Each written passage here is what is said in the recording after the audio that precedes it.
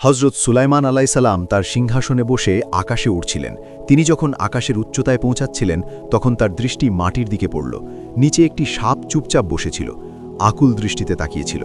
তিনি বাতাসকে আদেশ করলেন, এই প্রাণীটির কাছে নিয়ে এসো। সিংহাসন ধীরে ধীরে নেমে এলো। তার কাছে পৌঁছানোর সাথে সাথেই সাপটি হামাগুড়ি দিয়ে তার পায়ের কাছে বসে পড়ল। তিনি মৃদুস্বরে জিজ্ঞাসা করলেন, তুমি এত দুর্বল ও দুঃখী কেন? সাপটি কান্নাকাটি করে বলল, হে আল্লাহর নবী, একটি প্রশ্ন আমাকে বিরক্ত করছে। সকল মানুষ দেখতে একই রকম, কিন্তু আল্লাহর কাছে কে সবচেয়ে প্রিয় এবং কে আল্লাহর কাছে সবচেয়ে ঘৃণার যোগ্য? হজরত সুলাইমান আলাইসাল্লাম হেসে বললেন, যে ব্যক্তি দুটি জিনিস থেকে নিজেকে বিরত রাখে সে আল্লাহর নিকটবর্তী। যে ব্যক্তি এই দুটি কাজ করে সে আল্লাহর থেকে দূরে।